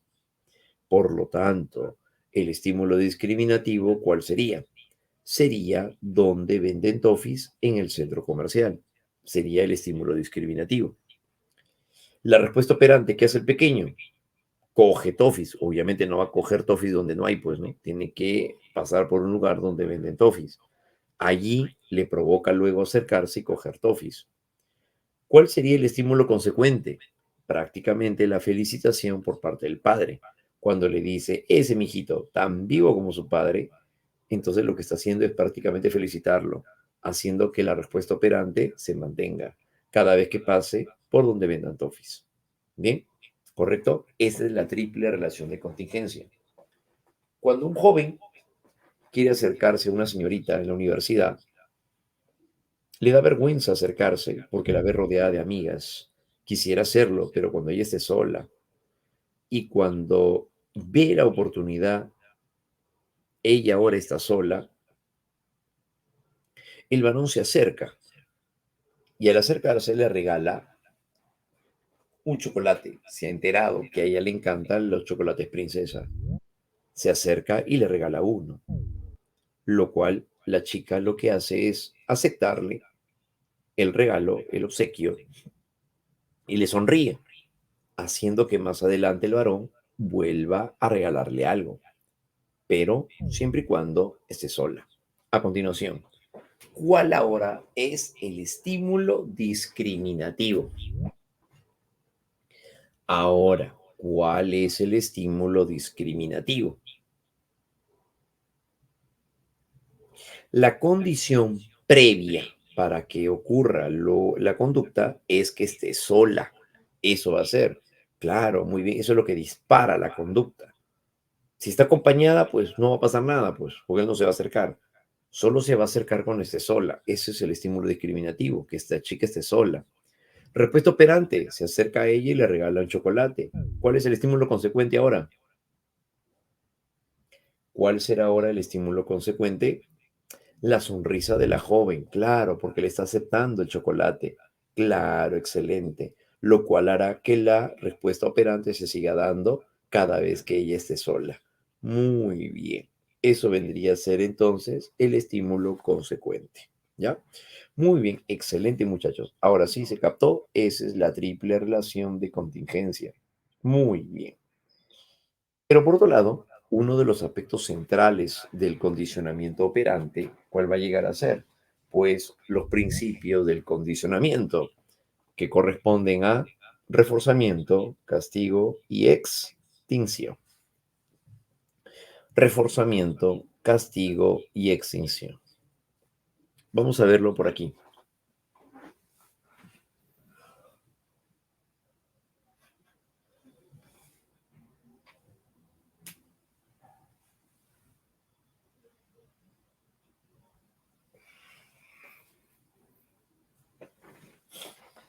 A continuación, vamos a tener presente El concepto primero de reforzamiento y de castigo, porque para poder analizar una conducta y decir que es reforzamiento positivo, negativo, se presenta un estímulo, se retira algo agradable, etcétera, se tiene que primero llegar a determinar si la conducta aumenta o la conducta disminuye. Hay que empezar por allá analizando. Entonces para eso necesitamos emplear el reforzamiento y el castigo. Cuando hablamos acerca de reforzamiento, todo reforzamiento aumenta la probabilidad de que la conducta se siga dando y todo castigo lo que hace es disminuirla. Bien, entonces, todo reforzamiento siempre va a incrementar la probabilidad de que una conducta se dé y todo castigo disminuye la probabilidad de que una conducta se pueda seguir presentando. Entonces, cuando una señora desea que su hijo siga teniendo su cama todos los días, ¿qué tendrá que hacer? Reforzarlo. Si se quiere que el hijo deje de llegar tarde de jugar pelota, tendrá que castigarlo, porque el castigo disminuye y el reforzamiento aumenta. Bien, así. El término positivo y negativo, que se da tanto en el reforzamiento como en el castigo, no debe de entenderse de manera convencional, donde positivo es bueno y negativo es malo. No debe de darse en ese sentido. No es porque positivo es bueno y negativo es malo, no, sino debe de darse en términos de Skinner, donde para Skinner positivo significa presentar un estímulo y negativo significa retirar o quitar. Bien, al momento de llegar a presentar un estímulo se llama positivo y al momento de retirar se llama negativo. Entonces, ¿cuándo será un reforzamiento positivo? Cuando una conducta aumenta la probabilidad de que se siga dando, pero porque ahora se llega a presentar un estímulo agradable. Por eso se llama, por eso se llama reforzamiento, porque una conducta aumenta la probabilidad de que se siga dando. Pero se llamará positivo porque se presenta un estímulo agradable, como por ejemplo los premios, los elogios. Los elogios, cuando un pequeño llega a hacer su tarea, como lo vimos hace un momento, y la maestra le pone una carita feliz y lo felicita además, el pequeño sigue aumentando la probabilidad de seguir haciendo tareas. ¿Por qué? Porque llega a presentarse un estímulo agradable, lo cual hace que la conducta se mantenga. Bien, eso se llama reforzamiento positivo. Ujú. Se presenta un estímulo agradable, un reconocimiento social, un premio, comida también puede ser, en el caso de la ratita, por ejemplo, ¿no? Cada vez que presionaba la palanca caía comida. Eso es reforzamiento positivo, claro. Será reforzamiento negativo cuando la conducta aumenta la probabilidad de que se siga dando, pero ahora ocurre que se retira un estímulo que va a llegar a ser desagradable o aversivo. Es cuando se retira un estímulo desagradable o aversivo, como por ejemplo, consumir una pastilla aumenta la probabilidad de seguir consumiendo esa pastilla porque quita el dolor de cabeza. ¿Por qué quita el dolor de cabeza? Eso es castigo, perdón, eso es reforzamiento negativo.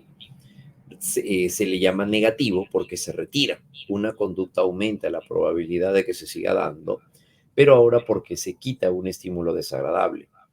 En este caso, ¿qué sería? Aumenta la probabilidad de consumir la misma pastilla porque al hacerlo nos quita el dolor de cabeza. Por eso se llama reforzamiento negativo. ¿Correcto, muchachos? Ahora, ¿puede ser que en algunos casos estén los dos? Sí, también se puede dar.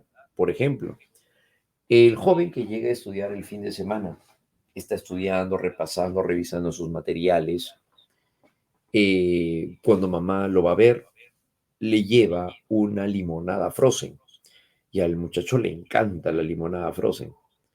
Mamá le dice, este es para ti, hijo, veo que te lo mereces porque sigues estudiando, revisando tus cosas. Muy bien, sigue adelante. Mamá le regala la limonada Frozen y eso sería un reforzamiento positivo. Claro que sí, es un reforzamiento positivo. claro. Pero, ¿qué pasaría ahora si mamá le dice, hijito, para que sigas estudiando y no te distraigas, mejor si sigues estudiando ya no tienes que botar la basura, ya tu hermano mayor lo va a hacer? Ah, ¿eso qué significa? Que aumenta la probabilidad de seguir estudiando porque al hacerlo ya no tendría que hacer algo desagradable para él, que es botar la basura. Ah, eso se llamará reforzamiento negativo. Recordemos además que el reforzamiento negativo se presenta las conductas de evitación. Allí es donde se presentarán las conductas de evitación, ya que al momento de seguir estudiando, al hacerlo, evita tener que botar la basura. Claro, al momento de tener que, en un reforzamiento negativo, se retira un estímulo que va a llegar a ser desagradable. ¿Para qué? Para que se pueda mantener el comportamiento. ¿Ya? Eso va a suceder entonces en un reforzamiento. Recuerden, reforzamiento positivo, reforzamiento negativo. Todo reforzamiento aumenta la probabilidad de ocurrencia de la conducta. Bien, así sería. En el caso de un castigo, en el caso del castigo, por otro lado, el castigo va a llegar a ser o un castigo positivo o un castigo negativo. Castigo positivo o un castigo negativo. En un castigo positivo disminuye la probabilidad de ocurrencia de la conducta, decíamos, pero ¿por qué será positivo? No es porque sea el mejor castigo. Se le llama positivo porque se va a presentar ahora un estímulo desagradable. Ah, como por ejemplo, a una persona se recuesta en un frigider y le pasa corriente. Disminuye la probabilidad de volver a recostarse. Claro, porque le pasó corriente. Castigo positivo. Un estímulo desagradable o aversivo. Claro, ¿no? Se le llama castigo positivo. En el caso de un castigo negativo, es cuando ahora se retira un estímulo agradable o favorable. Algo que nos gustan, nos quitan. Se llama castigo negativo. Por ejemplo, a un niño le quitan el PlayStation al no hacer tareas. Por no hacer tareas, le llegan a quitar aquello que le gusta. Entonces, disminuye la probabilidad de seguir holgazaneando. ¿Por qué? Porque le quitaron aquello que le gusta. Eso se llama castigo negativo. Bien, eso sería entonces un castigo negativo. Ah, entonces, el momento de analizar una conducta, recordemos que tiene que analizarse si es que la conducta aumenta o la conducta disminuye, por supuesto. Conducta aumenta o la conducta disminuye. Muy bien, ahora vamos a presentar algunas situaciones para poder analizar. Al momento en el que la señora Jimena pretende destetar a su hijo, pequeño que es enfocado, el pequeño que ya lleva buen tiempo, digamos, lactando. Al momento de pretender destetarlo, ahora lo que la señora hace es llegar a ponerse en el pecho, al ponerse en el pezón, se pone a lo mejor pues ajo, guión y sale al gusto. El pequeño cuando se acerca, apenas siente el olor, el sabor desagradable, deja automáticamente de querer seguir lactando. A continuación, ¿qué principio del condicionamiento operante ha hecho que deje de querer lactar? ¿Qué principio del condicionamiento operante ha hecho que disminuya la probabilidad de seguir lactando? ¿Esto cómo se llamaría entonces? Castigo negativo no sería un castigo positivo, claro. ¿Por qué? Porque se está presentando un estímulo desagradable. Claro, que vendría a ser en este caso el guión y todo lo demás. Ah, entonces ahí sería un castigo positivo. Claro, muy bien. Entonces eso sería un castigo positivo, porque la conducta disminuye, que es la de lactar, pero porque le presenta un estímulo que va a llegar a ser desagradable. Excelente. Sería por eso. Otro. Al momento en el que la señora Fátima va a viajar a Chosica, siempre llega siempre lleva con ella un repelente contra los mosquitos. ya que al momento de llegar a estar en Chosica, de esa manera evitaría la picadura del mosquito. ¿Cuál vendría a ser ahora el principio del condicionamiento operante que estaría participando en la señora Fátima? Entonces, allí estamos hablando de un reforzamiento negativo. Claro, porque la conducta aumenta, que es de llevar repelente, porque de esa manera evita la picadura del mosquito. Reforzamiento negativo. Excelente. Por otro lado, antes de la pandemia, habían más cabinas de internet y en las cuales llevaban a colocar muchas veces una cartilla. Le daban una cartilla a cada usuario. Y la cartilla era para poder colocar unos sellos. Aquel que llegaba a completar 5 sellos era acreedor a una hora gratis de internet. Entonces, en este caso, ¿qué principio del condicionamiento operante aumenta la probabilidad de que haya más consumidores en esa cabina de Internet? Esto se estaría dando por reforzamiento positivo. ¿Por qué? Porque se está presentando un estímulo agradable luego de emitido el comportamiento, lo cual aumenta la probabilidad de que se siga dando. Excelente, muchachos. Cuando el pequeño Mario juega en el salón, se distrae en un momento y lanza una pelota de trapo y le cae a su compañerita en la cara. La hace llorar. La profesora, sabiendo que al pequeño le encanta jugar pelota en el recreo, lo deja sin recreo para disminuir la probabilidad de que más adelante siga lanzando cosas. Ahora, ¿qué es lo que se ha llegado a presentar? Se ha presentado en la narración un castigo negativo. Un castigo negativo. ¿Por qué? Porque se llega a retirar un estímulo agradable o favorable. Claro, excelente. Se llega a retirar un estímulo agradable o favorable. Muy bien. Y eso es lo que va a llegar a presentarse entonces, pues, en este caso, ¿no? ¿Sí? Excelente, jovencitos. Sería, por lo tanto, un castigo negativo, ¿no? Muy bien, muchachos. Así es, ¿ya? Así es. Muy bien. Ahora, por otro lado, ahora aumentamos la dificultad y decimos lo siguiente. Cuando Roberto decide ir a ver a su enamorada, una cuadra antes de llegar a su casa es asaltado. Sin embargo, decide seguir yendo a visitarla, pero ahora cambiando de ruta para no ser asaltado como la última vez. A continuación, la pregunta es, ¿qué principio del condicionamiento operante aumenta la probabilidad de cambiar de ruta para seguir viendo a su novia? ¿Qué principio del condicionamiento operante aumenta la probabilidad de cambiar de ruta para seguir viendo a su novia? Eso sería reforzamiento negativo. Excelente. Eso sería reforzamiento negativo. Ahora, si la pregunta hubiera sido, ¿qué principio del condicionamiento operante disminuye la probabilidad de pasar por la misma cuadra donde fue asaltado? ¿Qué principio del condicionamiento operante disminuye la probabilidad de pasar por el mismo lugar donde fue asaltado? ¿Eso qué sería?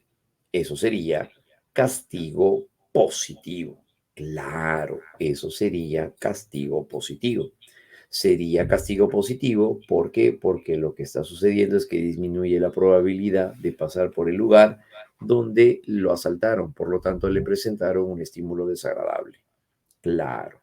Entonces, si se dan cuenta, hay una conducta que puede llegar a disminuir por castigo positivo, pero aumenta otra por reforzamiento negativo. Claro, muy bien, jovencitos. ¿Ya? Excelente. Ahora, en el caso de una extinción, ocurre cuando la conducta deja de aparecer, pero se da paulatinamente al momento de retirar el reforzador que mantiene una conducta. Por ejemplo, cuando llega a darse lo siguiente, por ejemplo, en este caso, un pequeño llega a ser reforzado por la maestra cada Hoja trabajada, la profesora le regala 2 tabs. Sigue trabajando la siguiente hoja y le da 2 tabs. Entonces, eso se llama reforzamiento positivo, claro. Pero ¿qué pasaría si el pequeño al momento de hacer su trabajo, la profesora ya no le da tabs? Uy, me olvidé, ya no tengo, se me acabaron, para mañana. El pequeñito sigue presentando su tarea unas cuantas veces más, hasta que en un momento deja de presentar tareas. ¿Qué se ha producido? La extinción. En la extinción, una conducta deja de aparecer al retirarse paulatinamente el reforzador que mantenía la conducta. A la larga, entonces, la conducta deja de aparecer. Eso se llama extinción. Entonces, en la extinción, recuerden, requisito para que haya extinción, tiene que haber primero reforzamiento. ¿Por qué? Porque la extinción consiste en retirar el reforzador que mantiene la conducta. Poco a poco la conducta va decayendo hasta que se elimina.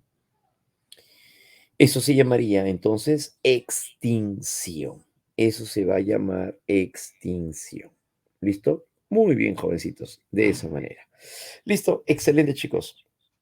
Bien, hasta aquí vamos a llegar entonces con el desarrollo de esta primera parte para luego entonces ir revisando lo que venga ya para nuestro segundo bloque. Ya muchachos, muy bien, como parte de esto lo que ha venido en pregunta de examen de admisión con mucha frecuencia, ¿ya? Listo, muy bien, jovencitos. Entonces nos vemos y de aquí nos vemos para nuestro siguiente bloque. ¿Ya chicos? Listo, genial. Éxitos entonces y ya nos vemos en una horita. Listo, muchachos. Gracias a todos. Chau, chau, chau. Regresamos.